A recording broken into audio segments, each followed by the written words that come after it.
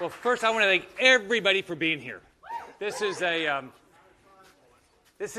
unbelievable day for Anna and me. I want to thank Luis for being here. This is a great state. This is the melting pot of the world.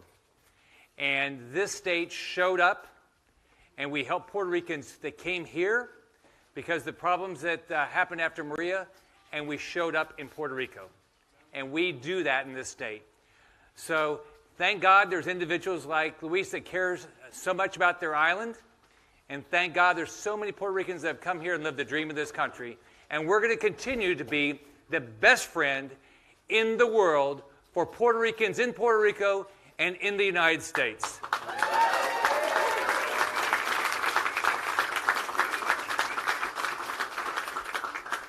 I want to thank Isaac. I want to thank Isaac for putting this together and allowing us to be here today. And I want to just congratulate Isaac and his family and everybody at ODC for what they've done. They are living the dream of this country. The dream of this country is you can start from anywhere. It doesn't matter what zip code you came from. You can do anything in this country. There are so many businesses like Isaac's that are prospering because of what we've done over the last 7 years to make this the place that business can succeed better than anywhere in the world. You heard what Isaac said. They've grown their number of employees, which is very important to me, especially if you run on a jobs platform. They've got offices around the state. So let's give a big round of applause to Isaac, his family, his partners, and everybody here. Congratulations, buddy.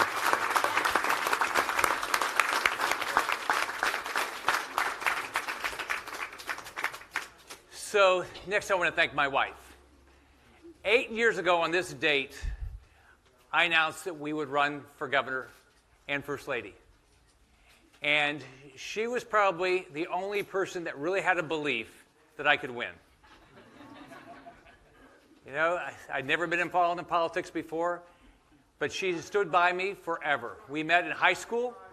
We got married when we were 19 years old, and we've lived the dream of this country, to get to build businesses and live in the most beautiful place in the United States. So I want to give a big round of applause and thank my wonderful wife, Anne.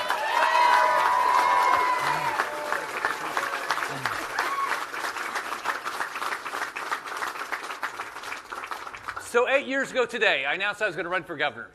What did the naysayers, the critics immediately say?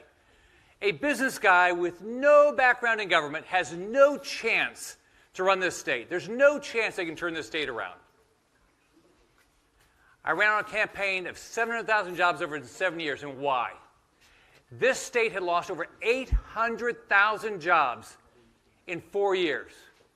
We still had this beautiful weather, but we increased regulations, we increased taxes on people in this state, but we stopped it.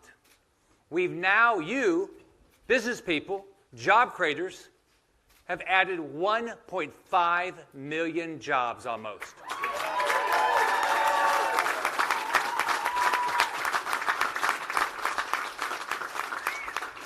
The 4 years before I got elected, home prices dropped nearly 50%. What's happened? They've gone way up since then, in the last 7 years. Homes are being foreclosed upon. Over 40% of the homes are underwater on their mortgages the day I got elected. That's completely changed now. So let's think of what we've done in the last 7 years in this state. Almost 1.5 million jobs. $10 billion in tax reductions. Over $9 billion in debt reductions in this state.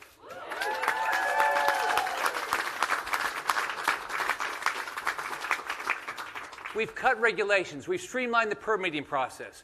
We've had over a 40% increase in tourism just in 7 years.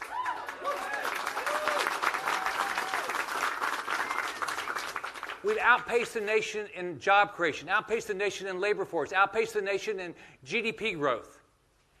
People are flocking to Florida because this is where you can live the dream of this country. Over 300,000 people are moving to the state a year.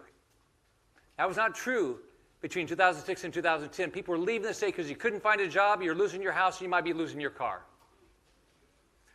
So now we've got to take that same mission to D.C.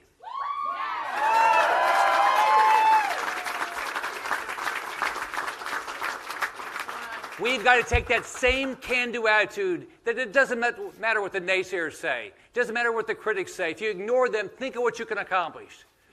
So today, with my wife by my side, I'm announcing I am running for the U.S. Senate for the great state of Florida.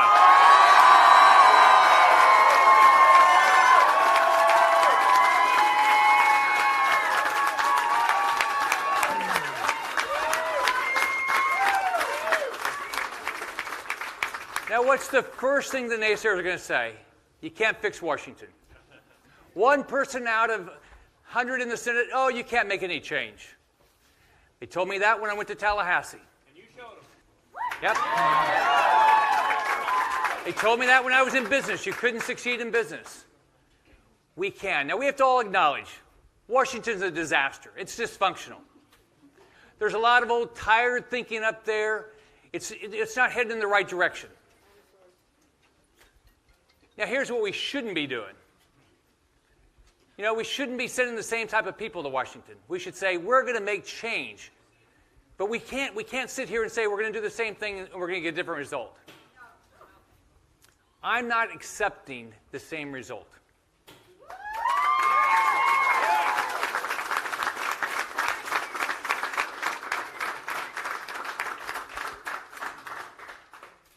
We can change Washington. We must change Washington. We will change Washington. Together, let's get Washington to work.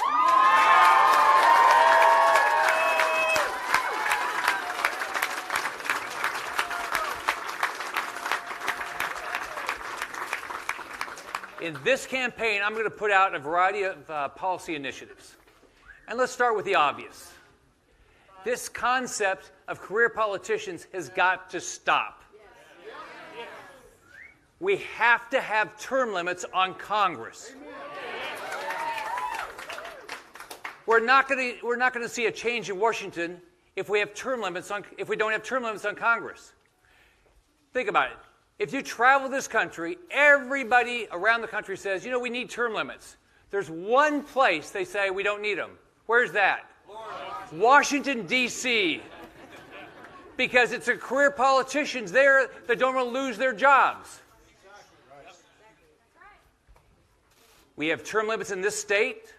We have in most states term limits for governor. We have term limits for president, which we should.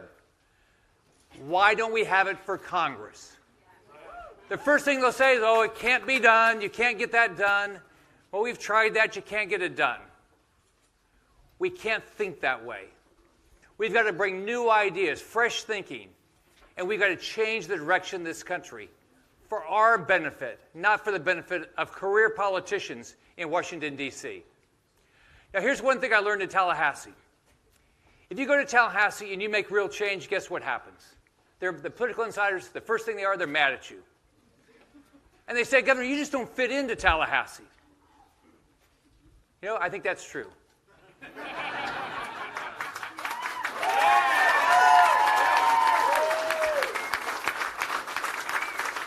You know, I didn't fit into Tallahassee because I didn't play the insider games. I never intended to fit into Tallahassee, and guess what? I'm not going to fit into Washington either.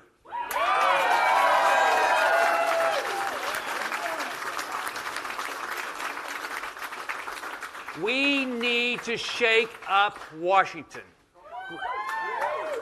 Think about it. We can't keep sending career politicians and politicians to Washington and think we're going to get a different result.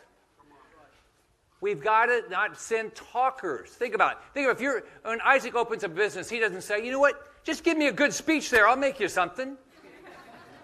No, he says, what have you done in the past? Yes. Let's stop sending talkers to Washington. Let's send some doers to Washington.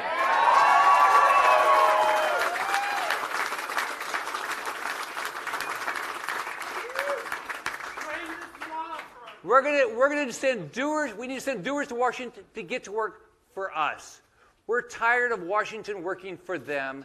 They need to start working for us, and they're going to.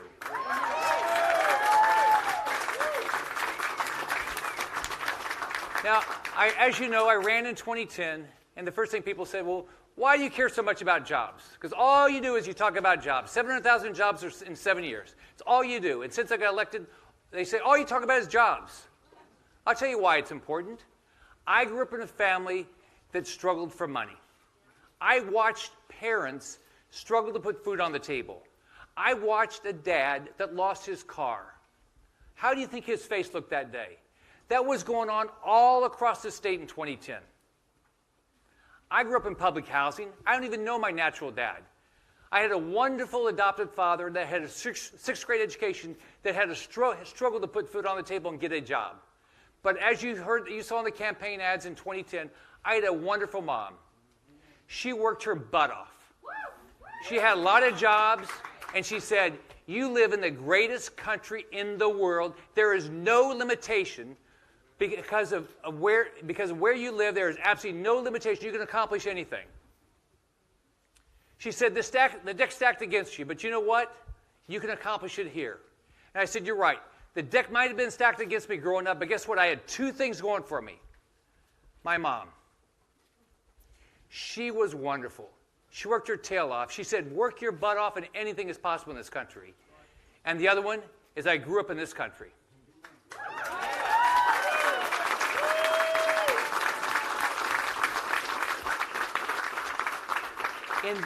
In this country, everything is supposed to be accomplishable.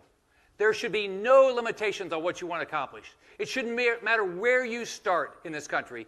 Everybody has a shot at the dream of this country.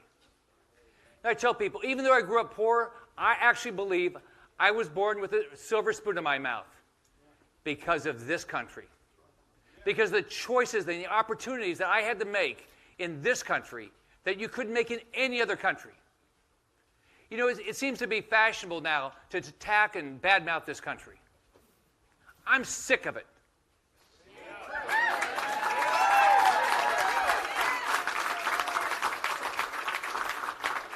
I've had the opportunity to travel around. There is no place like America.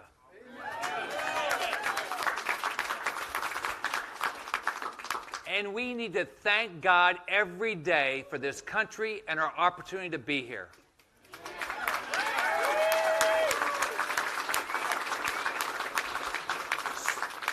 So, thank you for joining the fight. Thank you for being here. I'm going to say Spanish after I finish this, but let's get to work.